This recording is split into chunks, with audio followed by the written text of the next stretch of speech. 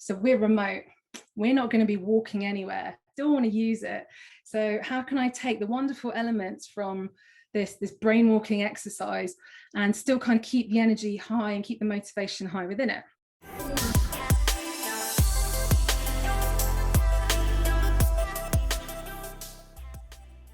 So I was Agile coaching at a new company, and a team reached out to me and said, hey, we want to have an ideation session. And I thought, great. And I don't know about the experience of other folks who have had to facilitate sessions, but sometimes as an Agile coach, and especially with ideation, they want the outputs of it yesterday.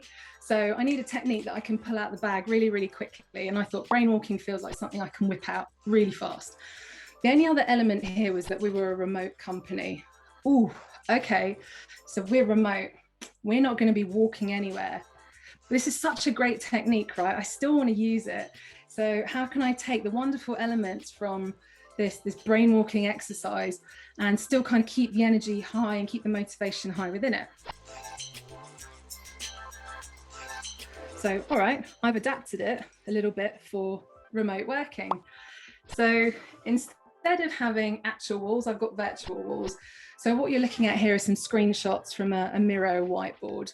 And instead of flip chart pages for ideation stations, I've just made some frames, some boards so that participants can move between the different stations. Really, really simple, right? I also thought, let's have a look and see if there's any variations on how people do this. I can get some ideas and try and build a really, the best, most fun session that I could. And this is what really surprised me. It's actually quite fine. It's quite difficult to find lots of information on brainwalking. People give you a rough definition of it, but how to do it and what works well in it, there's not a lot out here. So I thought this was kind of my motivation for sharing this with you. So some things I added on top of Brian's technique. So one was to up the amount of ideas that we asked for per round. So I've taken up to 3 ideas, and 5 minutes is probably just about enough time for each round. And when you think about it, 6 stations, 5 minutes per round. So that's 30 minutes. On average now, my teams that I'm working with are clocking in at about kind of 90 ideas in half an hour, which is a phenomenal amount of ideas. And these are the novel ideas. So I'm not even talking about how much they're extending on top of things. So it's really, really hugely productive. Like I feel I've proved to myself and my teams, it's hugely productive. I've also upped the rounds from kind of 4 or 5 to 6. So I dived into the design thinking and ideation toolkit again and thought, what are some interesting things that we can do? Because when it gets to about round 4, sometimes people get a little bit dry of ideas, and sometimes they, are not sure how to extend other people's ideas. And it kind of hits in at about round 4 if it's going to happen. So for round 5, instead, we use the design thinking technique of the worst possible idea round.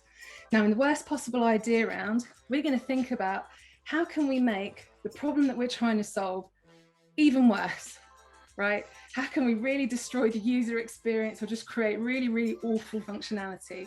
So we're almost doing a kind of pre-mortem activity on our problem space. Or, instead of just looking at things from the happy path and positive solutions, let's look at things from the sad path, from a negative perspective, and see if this kind of sparks thinking in a different direction.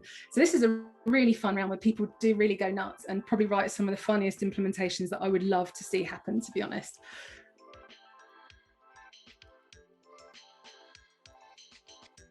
We move on to the last round, so round 6.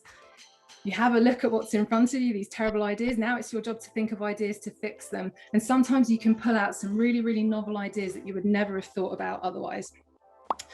So another thing I haven't really mentioned yet is the motion, the walking.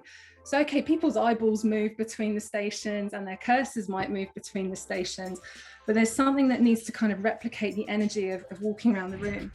So in the early noughties, I worked for a speed dating company. And one thing that we always had in effect was this kind of just really loud, pumping, pulsing music, right? Something really rhythmic. And we had to get these people up and moving from their seats. And not going to lie, they got increasingly drunk as the evening went on. So it would get harder and harder to manage them. And when we did sessions without the music, they were difficult to move. When we had our dating sessions with the music on, they were so easy to move. And I thought, I wonder if we play music while we do this brainwalking session online, if it's going to have a good effect or not. And as it turns out, people absolutely love it. So you can experiment and play with playing music while you move people, let people go through their ideation rounds, or you can leave it quiet, just have a play and see the different effects and how it affects the room. And there's a really nice thing in Miro where you can actually turn music on that's attached to the timer if you choose to use my template after this. One last thing on here as well is that there was a really great suggestion from one participant who said, sometimes I just get great ideas and they're related to kind of nothing that we're talking about, but I don't want to lose them. Where can I put them? So I've created this wildcard section where go brain dump that thing that we can come back to another time if you really, really want to hold on to it. Or sometimes people just need to purge the thought out their head before they can get back into the problem space and focus. And this gives them somewhere to put it, and it still makes it feel important and like it's not lost. So there's one extra that I add to all of my facilitation sessions that gave me some really, really interesting feedback. So I run a checkout activity at the end of workshops. And for anyone who's not familiar with a checkout activity, it's just like a mini retro on the session that you've run. And I like to run something called the one-word checkout, where I just invite everyone to think about the session that we've just had and the technique we've used, and give me one word to describe how they thought it all went or how they felt at the end. And these are some examples of the words that people have come up with. But the one that floors me every time, and it keeps coming up, is collaboration.